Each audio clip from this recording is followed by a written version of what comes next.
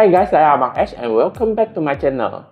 So, selalunya kalau kita nak pergi melancongkan, kita nak rakam, nak berlari ataupun nak rakam vlog tu, biasanya video yang kita rakam tu dia akan bergegar kalau kita guna handheld, betul tak? Sebab kalau kita nak pergi holiday ke rakam vlog tu, mestilah kita nak rakam momen yang paling best supaya dapat simpan gambar kenangan yang berkualiti dan best itu.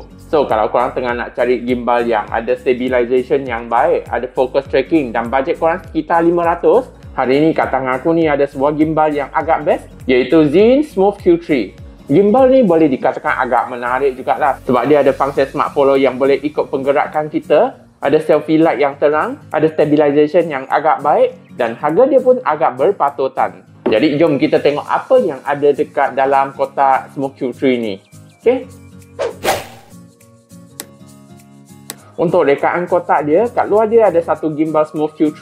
Lepas tu masa buka tu korang akan dapat satu user guide, satu bag Smooth-Q3, strap, kabel Type-C, warranty card dan user manual, membership card, tripod dan gimbal. So tu je yang korang akan dapat. Untuk rekaan gimbal ni, saiz dia memang nampak compact dan simple.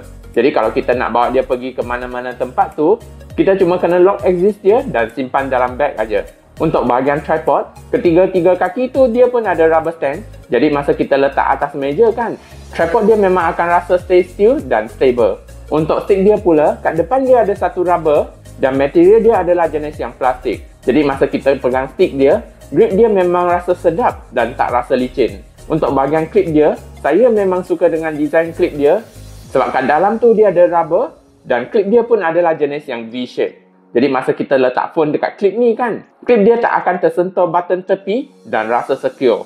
Kat bahagian atas dia adalah selfie light dia dan selfie light dia boleh rotate 180 darjah. So kalau korang nak guna selfie light ni, kita boleh touch aja dan dia ada 3 jenis level brightness. Kat bahagian depan dia ada lampu indicator, button mode, joystick dan satu kamera button. Kat sebelah kanan dia ada satu USB-C untuk charging. Kat sebelah kiri kita boleh zoom in dan zoom out. Kat belakang pula adalah power button dan trigger button. Jadi masa main game tu, kita boleh tekan aja dan fire in the hole.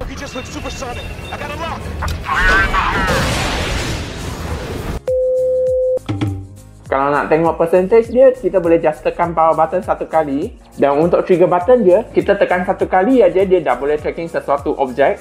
Tekan 2 kali untuk reset position. Dan 3 kali pula kita boleh tukar portrait dan landscape mode. Lepas tu kalau kita nak masuk phone dekat gimbal ni kan, kita tak boleh sebarang aja direction. Sebab kita cuma boleh masuk satu arah aje lah. Kalau kita masuk terbalik tu, nanti kita nak pusing landscape ke apa, dia tak boleh. Okay? So first kalau kita nak masuk feature gimbal ni kan, kita kena pergi dekat Play Store ataupun Apple App Store untuk download JNT App. Lepas tu sign up satu account dan connect dengan Bluetooth.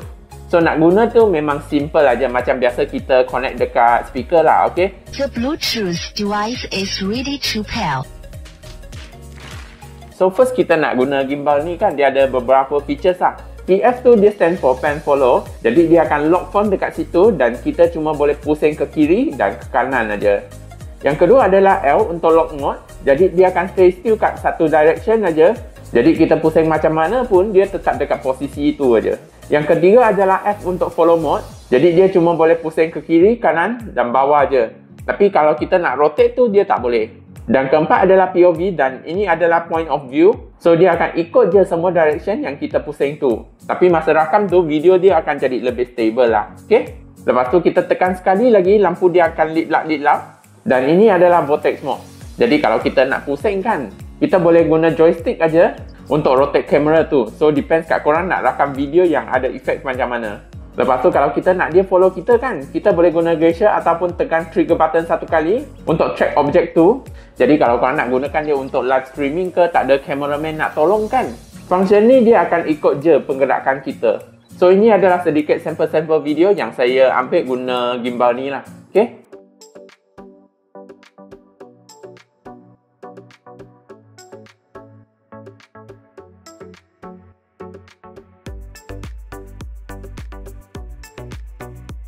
So overall gimbal ni memang sangat sesuai kepada sesiapa yang nak ada rakaman yang stable, ada saiz yang compact dan bajet korang sekitar 500. Sebab kualiti dia memang agak baik, saiz dia compact dan gimbal ni memang agak sesuai untuk kegunaan vlog, live, sport mode dan yang lain. So So kalau korang berminat untuk beli gimbal ni, aku dah sharekan link dia dekat bawah description sana. Dan kalau korang beli sekarang kan, korang pun akan dapat free discount voucher daripada Zhiyun. So kalau korang nak beli gimbal ni kan, korang kena cepat-cepat add to cart lah sebelum offer dia habis. So I rasa itu saja untuk video hari ni. Kalau suka video ni, jangan lupa tekan butang like, share, komen dan subscribe ya. Bye bye and see you in the next video.